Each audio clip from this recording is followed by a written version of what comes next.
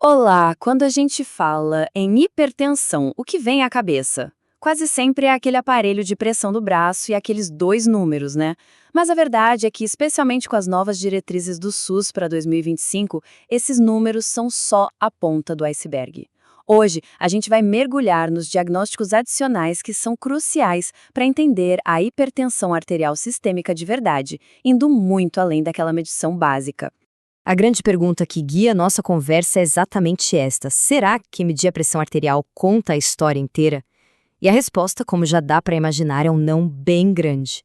Aquele número é um alerta, claro, um ponto de partida super importante.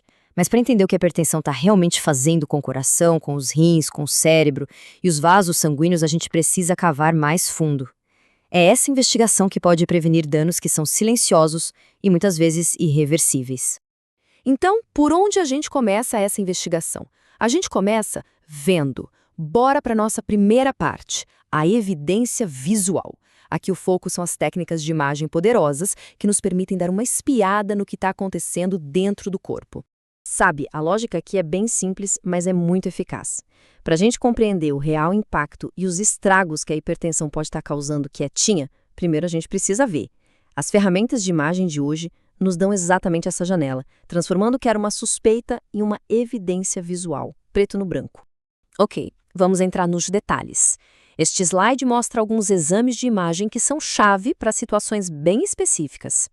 Primeiro, a ecocardiografia, que é essencial para avaliar o coração. Com ela, a gente busca, por exemplo, a hipertrofia ventricular esquerda. Pensa assim, o coração é um músculo e com a pressão alta ele trabalha mais, então ele pode engrossar, sabe?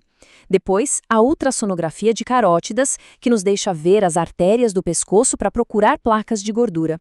E por fim, a ultrassonografia renal com Doppler, que analisa o fluxo de sangue para os rins, órgãos que são vitais no controle da pressão. Agora, olha só que interessante. A estratégia de diagnóstico muda completamente quando a gente lida com uma emergência hipertensiva. Ou seja, quando existe a suspeita de que um órgão-alvo já foi atingido. Aí, o tempo é crucial. Uma angiografia por tomografia ou ressonância, por exemplo, pode achar problemas críticos, como um estreitamento da artéria do rim. Do mesmo jeito, uma tomografia ou ressonância do cérebro é fundamental para detectar lesões, como um AVC, que podem ser causadas diretamente pela pressão descontrolada. Até agora, a gente viu como as imagens mostram a estrutura, a foto dos órgãos, certo? Mas como saber se eles estão funcionando bem? É aí que a gente entra na nossa segunda parte, as pistas funcionais. Aqui, a gente mergulha nos exames de laboratório para entender como o corpo está operando em um nível químico e fisiológico. É isso. Se as imagens mostram o quê e onde, os testes funcionais e laboratoriais respondem como. O objetivo aqui é ir além da estrutura para medir a função. Como os órgãos estão respondendo a esse estresse da pressão alta? Que sinais de alerta químicos o corpo está enviando para a gente? E aqui tem um ponto que, olha, é fundamental a gente entender. Nem toda hipertensão é igual. Precisamos falar sobre a hipertensão secundária. Basicamente, é quando a pressão alta é, na verdade, um sintoma de outra doença. Muitos dos testes que a gente vai ver agora são feitos justamente para encontrar essa causa raiz, o que pode mudar completamente o jogo do tratamento. Vamos analisar esses testes-chave. O índice tornozelo braquial, por exemplo, parece complicado, mas é um teste simples que pode acender um alerta para a doença arterial periférica. A relação aldosterona-renina é super importante na investigação da hipertensão secundária, podendo indicar um problema lá nas glândulas adrenais. Já a relação albumina-creatinina na urina é um marcador bem precoce de dano nos rins, o que permite agir antes que o problema se agrave. E os testes de função hepática, claro, avaliam a saúde do fígado, que é importante até para o metabolismo de muitos remédios. Bom, até agora a gente viu várias peças separadas. As imagens que mostram a estrutura, os exames de laboratório que medem a função. Agora, na nossa parte final, a gente vai juntar tudo isso. Vamos montar o quebra-cabeça do diagnóstico. E este slide ilustra isso perfeitamente.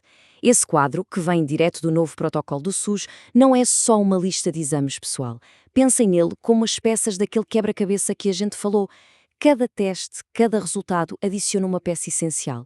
Por exemplo, A ecocardiografia nos conta sobre a estrutura do coração, enquanto a relação albumina/creatina dá uma pista sobre a função do rim. Juntos, eles permitem construir um perfil diagnóstico completo, detalhado e, o mais importante, individualizado. E, no fim das contas, qual o resultado de todo esse processo? É a gente sair de um simples número, medido no braço, para um quadro completo, uma visão 360 graus da saúde da pessoa.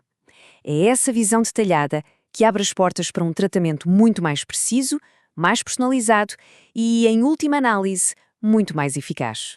E tudo isso nos deixa com uma pergunta para a gente pensar, né? Com protocolos de diagnóstico ficando cada vez mais detalhados, como esse que a gente viu hoje, como será o futuro do tratamento personalizado da hipertensão? Até que ponto a gente vai conseguir prever e agir antes que um dano mais grave aconteça?